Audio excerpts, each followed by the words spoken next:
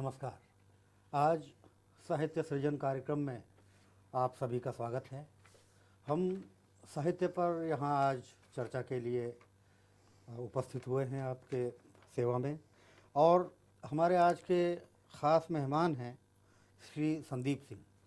उनका व्यक्तित्व दरअसल बहुआयामी है। वो अपने पेशे से, अपने व्यवसाय से, अपने कार्य से एक गणितज्ञ और एक अर्थशास्त्री हैं, लेकिन स्वभाव से कवि हैं, साहित्यकार हैं। इसमें हमें एक विरोधाभास दिखता है, एक कंट्रास्ट दिखता है, लेकिन दरअसल ऐसा है नहीं। ये ठीक इसी तरह की बात है कि जैसे संगीत में लय की और सुर की जुगलबंदी होती है, साहित्य और अर्थशास्त्र की इसी तरह की जुगलबंदी है। आप में से कईयों को ये जानकारी होगी कि हमारे व्याकरण के, हमारे छंदों के पहले आविष्कार करने वाले महापंडित पाणिनि खुद एक गणितज्ञ थे। तो संदीप सिंह जी, आपका हार्दिक स्वागत है आज हमारे दर्शकों के बीच में। मैं सबसे पहले आपकी रचना प्रक्रिया के बारे में जानना चाहूँगा कि आपका रुझान गणित की अर्थशास्त्र की तरफ था, और आखिर आपका कैसे साहित्य की तरफ आप मुड़ चले, इसके बारे में मैं जानना चाहूँगा। जब मैं अर्थशास्त्र कर रहा था 1981 में दिल्ली से, तब मेरा इंटरेस्ट श्री अरबिंदो और श्री रविन्द्रनाथ महर्षि की किताबों में जागा। उनसे मैंने सीखा कि बाहर की दुनिया की तरह एक अंदर की दुनिया होती है जिसको तुम ढूंढ सकते हो अगर तुम ध्यान की तरफ जाओ। मैंने ध्यान में थोड़ा कोशिश की और मैं ध्यान में थोड़ा सा जागृत हुआ, और उसकी वजह से कुछ मैंने देखा कि शब्द अपने आप ही मेरे अंदर उभरते थे और अपने आप ही उभर के निकलते थे। तो 1981 में मैंने शायद अपनी पहली रचना लिखी होगी जिसमें कोई एफर्ट नहीं था, अपने आप ही शब्द उभरे थे, जो 2-3 लाइन आई थी और अपने आप कंटिन्यूसली फिर मैंने लिखा और वो चली गई। फिर ऐसे ही मेरी कविता होती है, मैं ज़्यादा मेहनत नहीं करता अपनी कविता में, कुछ उभर जाता है, अपने अंदर की दुनिया होती है, उसके अंदर कुछ दिखता है, कुछ उभर जाता है, उसके आगे अपने आप एक कंटिन्यूस फ्लो होता है। उसी तरह से मेरी सृजन होता है। आपने एकदम सही कहा संदीप जी। आखिर जिसमें प्रयास करना पड़े, जिसके लिए कोई पूर्व नियोजित मन में कार्यक्रम बनाना पड़े, वो कुछ और हो सकता है, कम से कम कविता नहीं हो सकती। कविता के बारे में यही कहा जाता है कि वो स्वतःस्फूर्त होती है, अपने आप में भीतर से आती है। लेकिन अवश्य आपने अध्ययन जरूर किया होगा पहले कविताओं का। तो मैं ये जानना चाहूँगा कि आपके प्रिय कवि कौन कौन से रहे, आपने जिनसे आप प्रभावित हो। मेरे कई कवि थे, जैसे हिंदू उसमें, इंडियन उसमें मैंने जयदेव और कालिदास को पढ़ा, वाह। जो मैंने इंग्लिश में पढ़ा, हिंदी में नहीं पढ़ा, पर इंग्लिश की ट्रांसलेशन भी उनके इतने बढ़िया रहते थे कि उनसे मेरी काव्य को काफ़ी जयदेव, वो मिला। गीत गीत के। गोविंद पढ़ा मैंने, बहुत और चंडीदास को पढ़ा मैंने। चंडीदास ने वाह, माँ के ऊपर बहुत लिखी है, बहुत उनसे बढ़िया। उनकी तरह मैंने कोशिश की कविता लिखने की। जी मैंने रविन्द्रनाथ टैगोर को पढ़ा, और बाहर के कवियों में मेरे को शैली अच्छे लगे, टी.एस. इलियट अच्छे लगे, पैब्लो नेरूदा अच्छे लगे, और पुराने कवि भी मेरे को अच्छे लगे, जैसे होमर होते हैं, या हमारे वाल्मीकि और वेद व्यास भी, उनकी काव्य ही है, वो गद्य है पर वो काव्य ही है। मैंने महाभारत भी पढ़ी थी, सारे इंग्लिश में पढ़ा मैंने, क्योंकि हम बचपन से अंग्रेजी के उसमें रहे थे, माहौल में रहे थे। बचपन घर में तो हम हिंदी में बात करते थे, जी जी। पर स्कूलिंग हमारी ऐसी थी और जो किताबें हम पढ़ते थे वो अंग्रेजी में होती थी, तो हमारे सपने भी अंग्रेजी में आते थे। तो आपने संदीप जी जैसे जिनका नाम लिया, विद्यापति का या टी.एस. इलियट का, पैब्लो नेरुदा, रविन्द्रनाथ टैगोर, वाल्मीकि, तो इससे ये जाहिर होता है कि आपका रुझान शायद प्रकृति की तरफ होगा।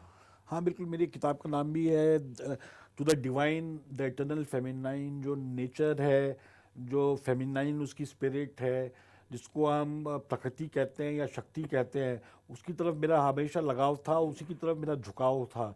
क्योंकि अंदर की दुनिया में तुम जब जाते हो तो एक फेमिनाइन स्पिरिट उभरती है जो आपको रास्ता दिखाती है। उसी की तरफ मैंने देखा और उसी ने मेरे को हाथ पकड़ के, समझ लीजिए, उस वही मेरी ज़िंदगी को लीड करता है। तो आपने ज़्यादातर पढ़ा अंग्रेजी में, हाँ, ये तो सही बात है। शुरुआत भी अंग्रेजी से हाँ, शुरुआत भी शुरू की। अंग्रेजी से लेकिन की मैं बात। देख रहा हूँ आपकी एक हिंदी की पुस्तक भी है, अंतर्मन की गहराइयों से। तो ये हिंदी में लिखने की आपको कैसे प्रेरणा मिली, और कब से आपने हिंदी में लिखना ये शुरू आप किया। विश्वास नहीं करेंगे, ये किताब 4 दिन में लिखी गई थी। इसमें से एक कहानी है जो आखिर की कहानी है, वो मैंने 20 साल पहले लिखी थी, पर इसमें 40 जो अन्य कविताएं हैं वो 4 दिन में लिखी थी। मेरे एक कॉलीग हैं मेरे ऑफिस में, उन्होंने कहा इंग्लिश में आप लिख रहे हैं पर इसका इतना पहचान नहीं होगी। आप हिंदुस्तान में आप कोशिश कीजिएगा आप हिंदी में लिखें। तो उनकी ये बात सुनकर मेरे दिमाग में विचार आया कि मैं हिंदी में भी लिख सकता हूँ। तो जब मेरे ख्याल आते थे मैं अंग्रेजी में उन्हें कन्वर्ट करने के बदले मैंने हिंदी में कन्वर्ट की। तो आप ये देखेंगे कि ये बहुत साहित्यिक भाषा नहीं है, ये बहुत कर चलाऊ भाषा है, पर इसमें भी एक स्पॉन्टेनियस फ्लो है जो नेचुरल है, जो मेरे अंदर की उससे आया है। वैसे ही है हिंदी की कविता भी, जैसे अंग्रेजी की कविता है। आपने सही कहा। असल में भाषा की शक्ति तो विचार से और भावनाओं से है। बिल्कुल। भाषा का सृजन शब्दों से कभी नहीं हो सकता है। बिल्कुल। भाषा का मूल तत्व तो उसके विचार हैं उसके। बिल्कुल तो बिल्कुल। चूंकि आपकी कविताओं पर हम चर्चा कर रहे हैं और मैंने आपकी कुछ कविताएं भी देखी हैं, मेरी ये आकांक्षा है कि हमारे श्रोता, हमारे दर्शक भी आपकी कुछ कविताओं से लाभान्वित हो सकें। और हमारा कार्यक्रम चूंकि हिंदी का है, इसलिए मैं आपसे अनुरोध कर रहा हूं कि आप अपनी कुछ काव्य पंक्तियां हिंदी वाली। जरूर जरूर मैं आपको बताऊं। ये मेरी पहली कविता थी और ये मेरे को बहुत पसंद है, क्योंकि इसमें मेरे जीवन का अर्थ भी मिलता है और काफ़ी कुछ मैं जो कहना चाहता हूँ मैं कह पाता हूँ अपने जीवन के बारे में। इसका नाम है भटकन का अंत।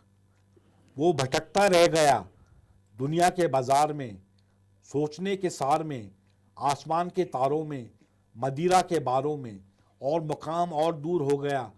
वो थका हारा और मजबूर हो गया, पर राहें चलती रहीं, महफिलें बदलती रहीं, और विदाने में एक चिराग, एक तारा लौ बन के हल्के से भड़क उठा, और फिर आंधी आई या तूफान, वो चलता रहा,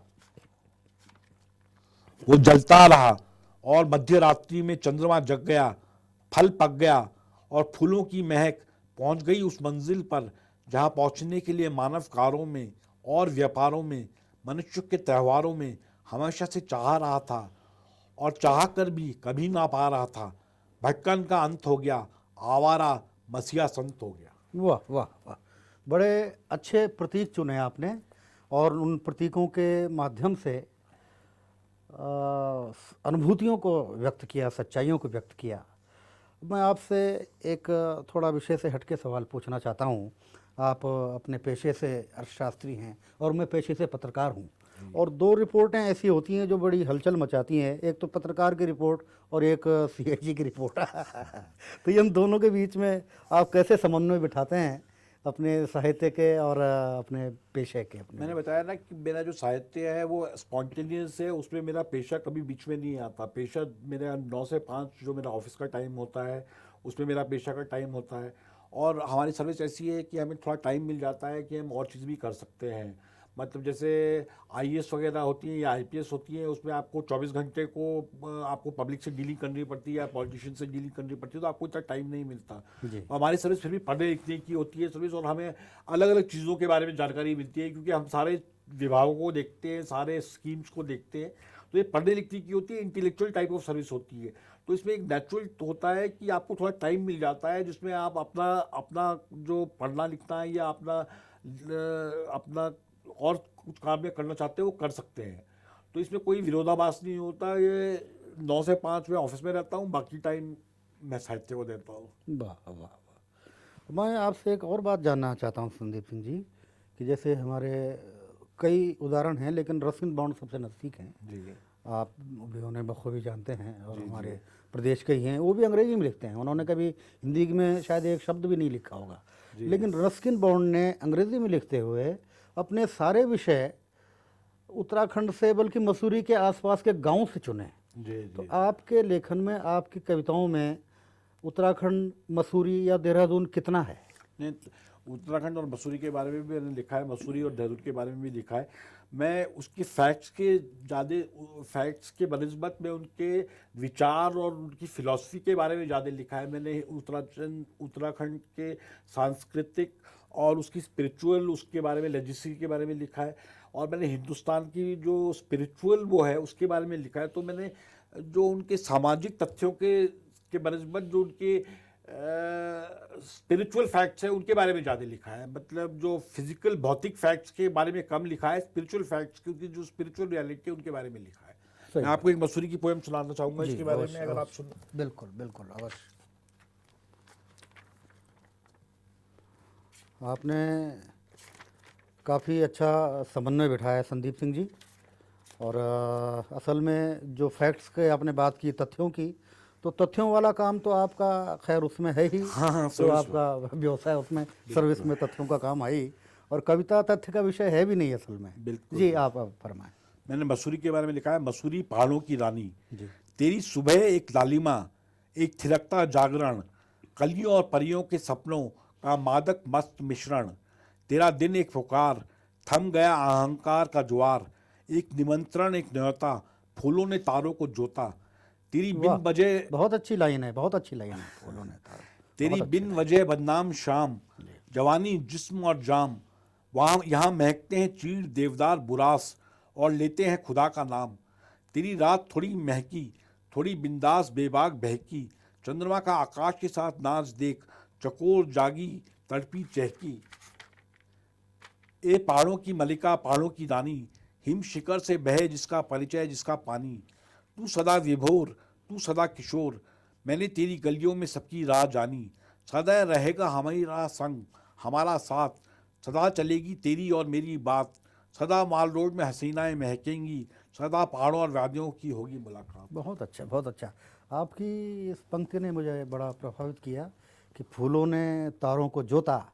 ये बिंब आपने कितना अच्छा चुना है, और किस तरह से, बल्कि मैं कह सकूँगा कि शिल्प को भी अपनाया।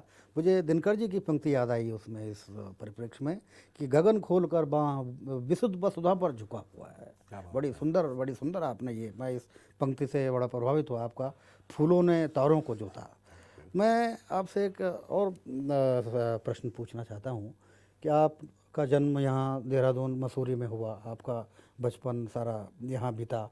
आप किस रूप में देखते हैं, एक साहित्यकार के रूप में, एक रचनाकार के रूप में, इस परिवर्तन को जो आपने तब देखा होगा कभी, और जो आप आज देखते हैं मसूरी को, देहरादून को, तो इस परिवर्तन को किस रूप में देखते हैं, कैसा लगता है आपको? देखिए, तो बदलते समय की परिभाषा है कि युग बदलते हैं तो थोड़ा कुछ बदलता रहता है।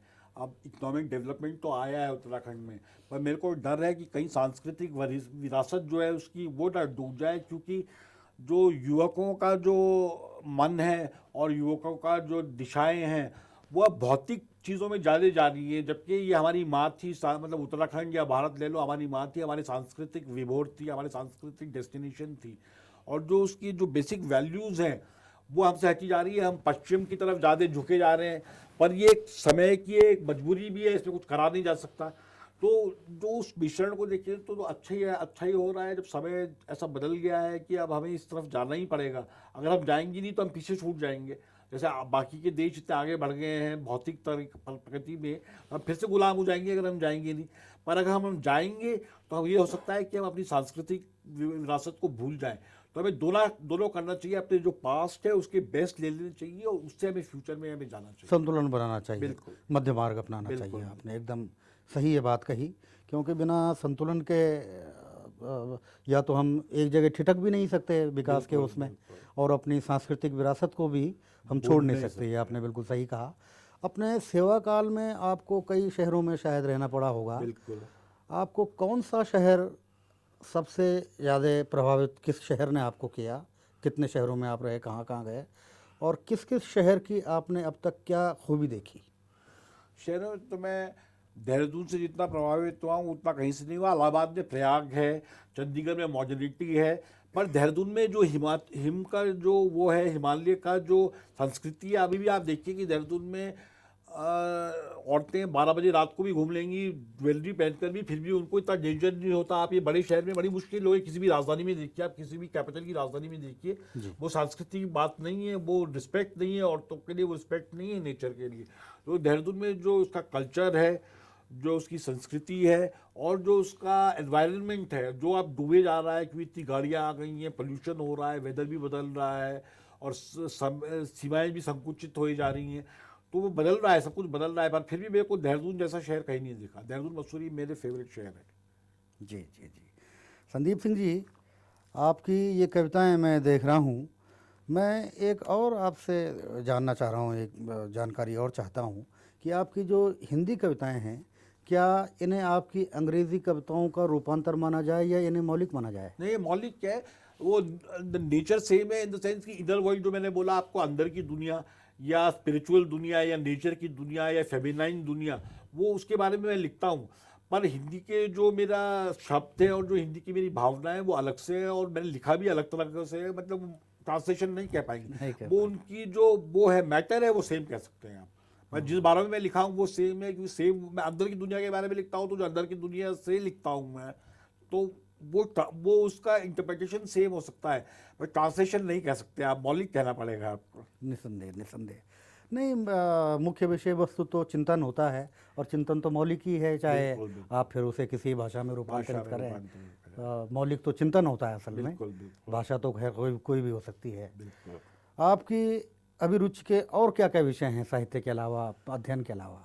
मैं स्पोर्ट्स में इंटरेस्ट रखता हूँ। पहले बचपन में मैं अब यूपी की टीम में था, टेबल टेनिस और बैडमिंटन की जूनियर टीम में रह चुका हूँ। मैं अपने कॉलेज को भी मैंने बैडमिंटन टेबल टेनिस में रिप्रेजेंट किया है। फिर मैं ट्रैकिंग किया है मैंने काफ़ी, गढ़वाल, और अब मैं मोटा हो गया हूँ थोड़ा, तो बुढ़ापा भी आ गया है कंपेरेटिवली, पर मैंने अपनी जवानी में काफ़ी ट्रैकिंग की है, गढ़वाल में, कुमाऊँ में, कश्मीर में, हिमाचल में काफ़ी ट्रैकिंग की है। प्रकृति मेरे को बहुत पसंद है।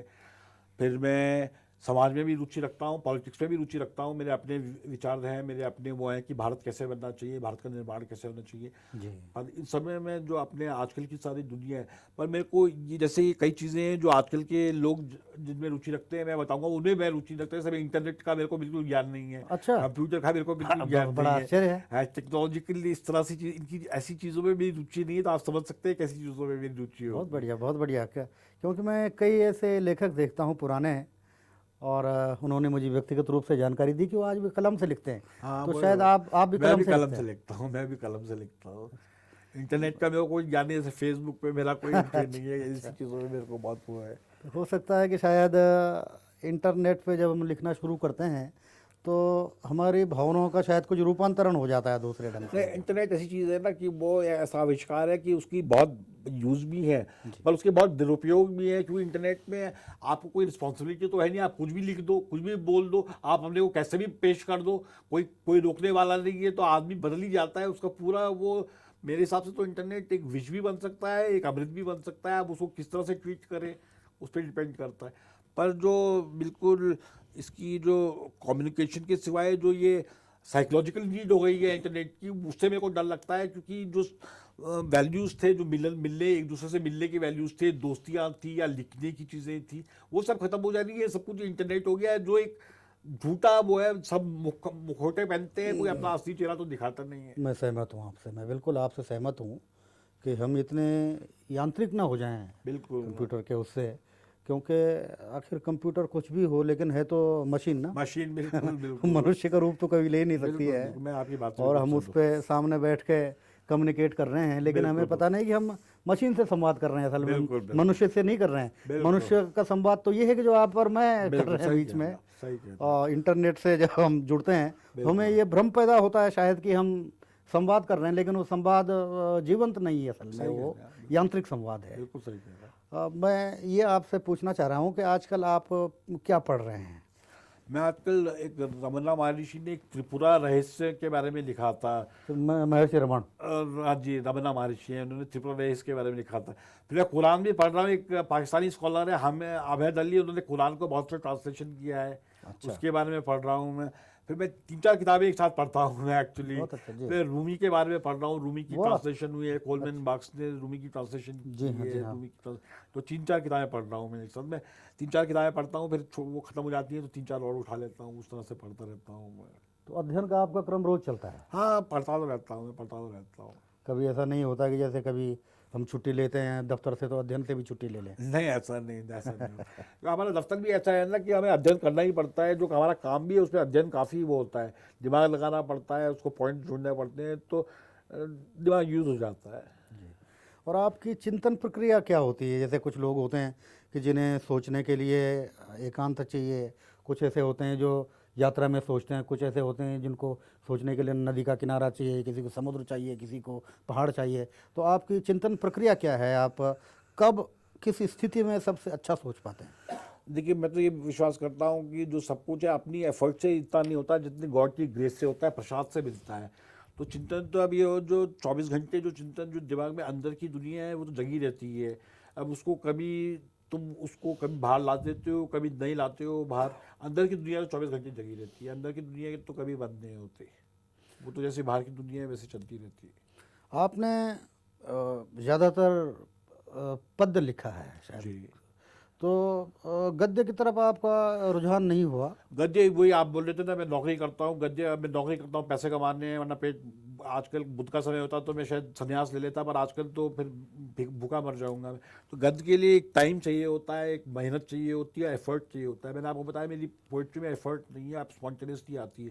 मैंने गद्य के बारे में सोचा है, मेरे दिमाग में आइडियाज़ हैं गद्य के बारे में, पर उसके लिए मेरे को कम से कम 1 साल की छुट्टी लेनी पड़ेगी और बैठ के अपने को डिसिप्लिन करना पड़ेगा और बैठ के रोज़ 5-6 घंटे लिखना पड़ेगा। 5-6 घंटे तो 3-4 घंटे, मतलब 1000-2000 वर्ड रोज़ निकालने पड़ेंगे और उसमें फिर स्टडी भी करनी पड़ेगी। तो उसका मेरा प्लान क्यों है। गद्य में तथ्य की ज़्यादा, तथ्य की ज़्यादा होती है, इंटरप्रिटेशन की ज़्यादा भी होती है और फैक्ट्स की ज़्यादा भी और होती है। तथ्यों से आप दिन भर जूझते रहते हैं हैं, अपनी जी, नौकरी जी, में, हैं, तो उससे आप बोर भी हो जाते होंगे। बिल्कुल, मैं बिल्कुल, मान सकता हूँ। बिल्कुल। और मैं ये भी मान सकता हूँ कि शायद जो तथ्यों से, कठिन तथ्यों से, कठिन तथ्य ही मैं कहूँगा कि आप दिन भर जो जूझते हैं, तो कविता उसके बाद आपको शायद शरण देती है। बिल्कुल सही कहना है। ऐसा मुझे लगता है।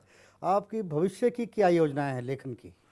लेकिन ये होता है, एक तो मैं एक आत्मकथा की तरह गद्य लिखना चाहता हूँ, जो बहुत मेरा आइडिया है कि एक मैं अपनी जीवन के एक्सपीरियंस, क्योंकि जो लिखता है आदमी वो फाइनली अपने बारे में ही लिखता है, चाहे कितना ही कह दे आदमी कि इसके बारे में लिखा, उसके बारे में लिखा, उसके अंदर से आती है आवाज़, जो अपना वो जो सोच होता है उसी के बारे में लिखता है आदमी। तो मैं अपनी सोच को एक फिक्टिशियस रूप देकर मैं एक बड़ी नॉवल लिखना चाहता हूँ, पर उसके लिए मेरे को पहले नौकरी से, तब तक मैं पोइट्री लिखूंगा, नौकरी से मेरे को 6-8 महीने की छुट्टी लेनी पड़ेगी, उसके लिए वो करना पड़ेगा। वो मेरे प्लान्स हैं अभी, वो मेरे प्लान्स हैं, क्योंकि अगले, जब तक मैं देहरादून में हूँ, मेरा पोस्टिंग भी हो सकता है देहरादून से बाहर, मेरा ट्रांसफर भी हो सकता है। तो जब तक मैं देहरादून में मैं पोइट्री लिख रहा हूँ, एक बार मेरा देहरादून से पोस्टिंग बाहर होगा तो मैं 6-8 महीने की छुट्टी लेकर मैं लिखूंगा एक नॉवल। आइडिया तो है मेरे में, जी, मतलब आइडियाज़ भी ये हैं और एक ढांचा भी है, पर वो बस उसको लिखना ही की जरूरत। समय चाहिए उसके जी लिए। बिल्कुल, उसको समय चाहिए और मेहनत चाहिए। मैंने बताया ना, पोइट्री में मेहनत की जरूरत नहीं पड़ती, मेरे को तो नहीं करता, कम से कम पड़ती, तो प्रोज में मेहनत की जरूरत पड़ती है। जैसा कि अभी आपकी कविताओं से ये प्रतीत होता है और आपने खुद भी स्वीकार किया कि आपकी कविताओं में प्रकृति अधिक है। जी जी। और हमारा ये प्रदेश उत्तराखंड प्रकृति की विविधताओं से, प्रकृति की सुंदरता से परिपूर्ण है। जी। तो यहाँ की प्रकृति में आप क्या परिवर्तन देखते हैं, अच्छा या बुरा, नेगेटिव या पॉजिटिव? नेगेटिव तो हो ही रहा है। जैसे मैं गोमुख गया था 1981 में, जब मैं कॉलेज में था, तब वो ग्लेशियर इतना बड़ा होता था, वहाँ पर वीराना होता था। मेरे को पता है, एक लाल बाबा रहते थे वहाँ पर, जो बिल्कुल बिल्कुल 10-12 भाषाएं बोलते थे, उनका ही वो बिल्कुल। होता था। वहाँ के भोज भाषा या वो भोज बहुत भाषा में भाषा रहते थे, बिल्कुल उन्हीं का एक शरण होता था। और कुछ अब नहीं वहाँ था। पर गंगोत्री इतने लोग बस गए हैं कि वो ग्लेशियर ही आधे से कम हो गया है। अब उससे बहेगी, कभी फ्लड भी आ सकता है, एटमोसफियर का वो वेदर चेंज हो गया, अब गर्मी ज़्यादा रहने लग गई है। मसूरी में कभी पंखे की ज़रूरत नहीं होती थी, मसूरी में अब गर्मी होने लग गई है। देहरादून में जब गर्मी होती थी तो 4 बजे बारिश पड़ जाती थी, अब वो बात नहीं रही है। और इतनी गाड़ियाँ हो गई है, पोल्यूशन हो गया है, तो एनवायरनमेंट तो बुरा ही हो रहा है, इसका वो हो रहा है। जब तक कुछ हम सब लोग मिलकर कुछ नहीं करेंगे तो ये तो गलत रास्ते में जा ही रहा है। सही है। संदीप सिंह जी, मुझे लगता है कि हमारे श्रोता दर्शक शायद आपकी एक और कविता सुनना पसंद मैं करेंगे। एक अंग्रेजी में पढ़ूंगा अगर आप कहें। ये आपने पूछा था कि मैंने क्या लिखा है अपने जहाँ मैं रहता हूँ, तो मैंने ये बड़ा मजाक का फ्रेज हो गया है, मेरा भारत महान। तो मैं इसके बारे में लिखा है, मेरा भारत महान। ये जो है मेरा भारत महान, ये है सृष्टि की शान। ये पृथ्वी एक चक्र, एक मुंडल, ये देश उसकी सदा बहती जान। यहाँ था सदा ये जोश, नहीं अंदर तेरे कोई दोष। जाग मनुष्य जाग, कै अम भ्रमसी का उद्घोष। यहाँ बोले थे हमेशा संत, तेरा नहीं कोई है आदि कोई अंत। यहाँ गूंजे थे बुद्ध नानक, मीरा कबीर और तंत्र। यहाँ गया था ये सिखाया, ईश्वर तुम में है समाया। जिसने अपनी आत्मा को पहचाना, उसने परमात्मा परमेश्वर को पाया। अनेक उसके रूप, अनेक उसके रंग, विविध उसके रास्ते, विविध उसके ढंग। वो पूर्ण पराकाष्ठा परिणाम चले हमारे संग, हम उसके संपूर्ण जीते जागते अंग। ये था इस देश का ज्ञान, जहाँ वक्त अपने को देता था दान। जहाँ प्रेमी धर्म, प्रेमी कर्म, प्रेमी शर्म, ऐसा महान मेरा हिंदुस्तान। बहुत धन्यवाद संदीप सिंह जी, आपने समय दिया और मुझे पूरा विश्वास है कि आपकी कविताओं से, आपके विचारों से, आपके भावनाओं से, आपके भावातिरेक से हमारे दर्शक लाभान्वित हुए होंगे। आपको बहुत बहुत धन्यवाद।